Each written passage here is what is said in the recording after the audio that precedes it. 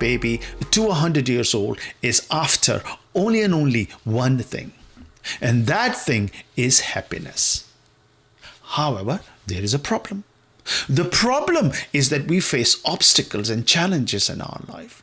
And those obstacles and those challenges are a source of suffering and pain and negative emotions. This deter a lot of us from pursuing the path that we want to pursue. This fear of adversity is preventing us from living a fulfilled life. Do we have a solution? Yes, we do.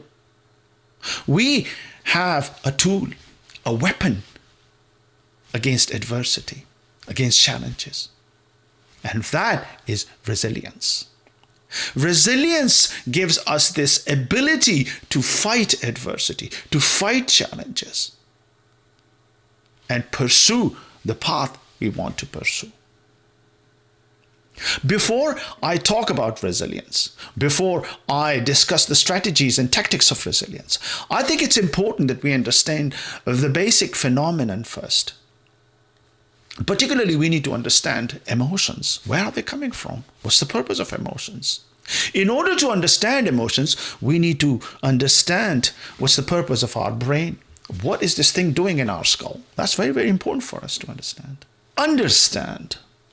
You have a brain in your skull focused only and only on two things: survival and passing on the gene. That was the job it evolved, created, designed for.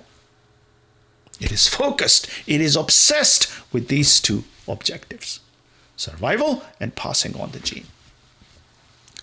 Your brain evolved different functions to make sure that these paramount objectives are fulfilled.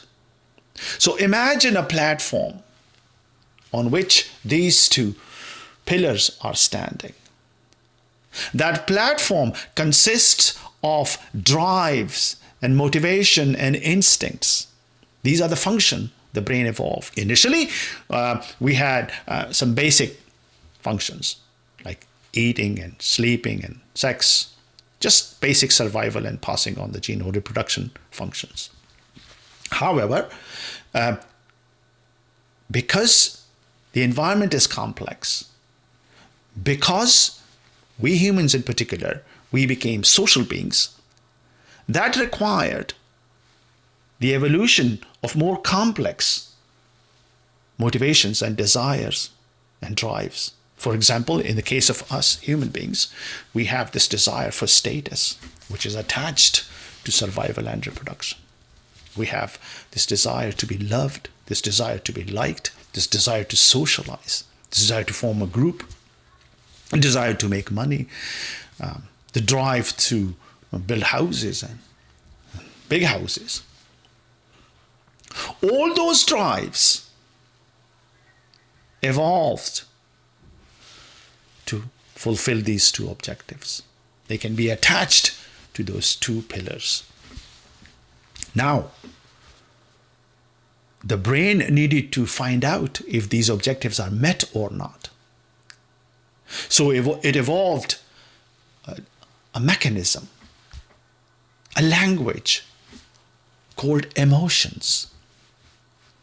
Emotions are the language of the brain. Through emotions, the brain is talking to you. The brain is telling you either things are heading in the right direction for these drives and instincts, or things are not heading in the right direction for these drives and instincts. If things are heading in the right direction for these drives and instincts, then positive emotions are engaged. If things are not heading in the right direction for these objectives, then negative emotions are engaged. Through this engagement of negative and positive emotions, your brain is talking to you, it's communicating to you. Do this, don't, back off. It's like a car, you're driving a car, As long as you are on the straight path, positive emotions will be engaged, because the straight path is the path where the objectives will be fulfilled. But if you wear off from the straight path, then negative emotions will be engaged. Back off. back on the straight road. That is all the brain is trying to do. Now, because there's so much complexity in the environment, your brain needed to be efficient. It is small. It needed to be small. You can't carry a huge, gigantic thing on your head. It needs to be small. Smallness required efficiency. So this whole language of emotions is confined to two words: pleasure and pain. Pleasure and pain. All positive emotions are on the gradient of pleasure. All negative emotions are on the gradient of pain. So the brain talks to you in pleasure and pain, in pleasure and pain, to let you know either things are heading in the right direction or things are not heading in the right direction. For us, humans, we are obsessed with these two, pleasure and pain, pleasure and pain. Since day one, since we became conscious of them. What is it? What is pleasure? What is pain? What are the things that brings me pleasure? What are the things that bring me pain? How can I maximize my pleasure? How can I minimize my pain? That has been the overriding obsession of humanity. And we evolved systems, political systems, economic systems, wisdom, culture, all for one thing. How can we maximize our pleasure and how can we minimize our pain? That's been the main objective.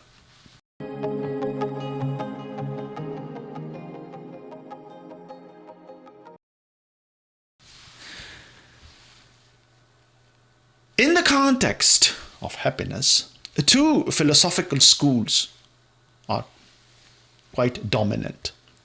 One is the school of hedonism, and one is the school of eudaimonia. Now, these are Greek words. Hedonism is a philosophy of simple pleasures. Eudaimonia means a fulfilled life. That's all it means, this word. So both these philosophical schools originated from Greece, and the foundation of hedonism is based on simple pleasures of life. Simple pleasures of life. Not indulging in greed or power. Just the simple pleasure of life. So the philosopher who is the poster boy of hedonism was called Epicurus, and he lived a simple life with a bunch of friends. They ate together, they cooked together, they believed in sort of like a human bonding and enjoying the simple pleasures of like simple food, simple clothing, and nothing more than that. But this philosophy has been hijacked and corrupted according to the school of eudaimonia. They think that now this is a wrong path. Because now that blind pursuit of pleasure, that blind pursuit of hedonic pleasures, like drug addiction or alcoholism or sex addiction, these are the path to depression and mental illness and a very unfulfilled life, according to the school of eudaimonia. They believe that the stimulus increase, but the pleasure does not increase. So a glass of wine, you have this much pleasure. Now you need 2 for this much pleasure. Then you need 3 for this much pleasure. So your happiness is not increasing, but the stimulus is increasing. They call it the hedonic treadmill. You're running. There is no destination. According to them, a fulfilled life is a life which is in the pursuit of higher objectives like family and justice and freedom, anything that is beyond you. That is a life which is a fulfilled life. That is when you reach the heights of happiness and the lowest point of unhappiness. That's good. That's their recipe for it. The main bone of contention between these two philosophies is the concept of suffering or adversity.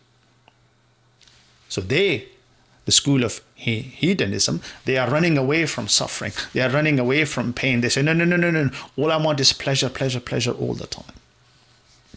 The school of eudaimonia, on the other hand, embrace challenges.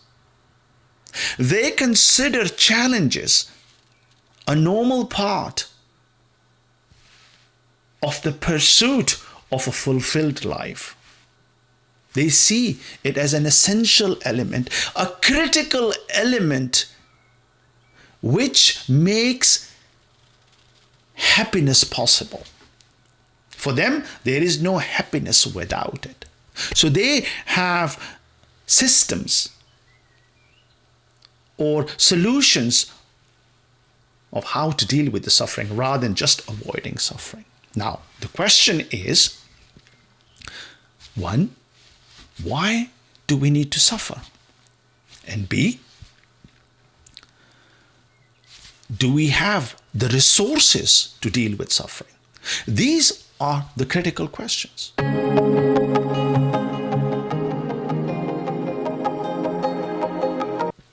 So let's deal with the first question, which is, why do we have obstacles? Why do we have challenges? Why do we have adversity? And why is there suffering?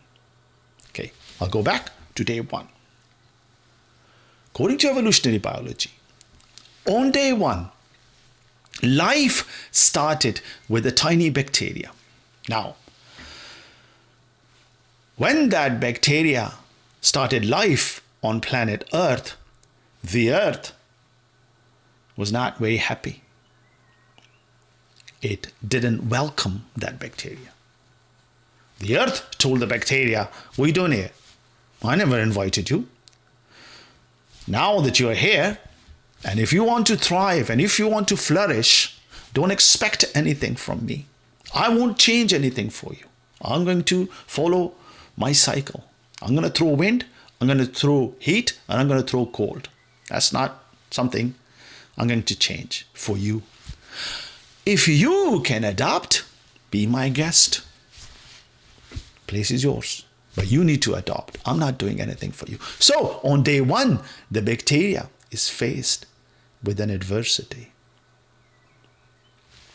Now, what does the bacteria do? It started to multiply. It started to multiply in a hope that it'll have more chances of survival this way. But when it started to multiply, something else happened. Competition started for scarce resources. So now, two adversities are looking at the bacteria. An inhospitable earth, competition. So, the next question is, what do we do now? If we are facing a formidable enemy, how do we deal with it? That was the question. That was the problem faced by our brain as it was evolving. And it wanted to deal with these two problems. Luckily for me and you, our brain evolved robust functions against these two enemies. Your brain is equipped with weapons against challenges. Deploying those weapons, using those weapons, is the secret of resilience.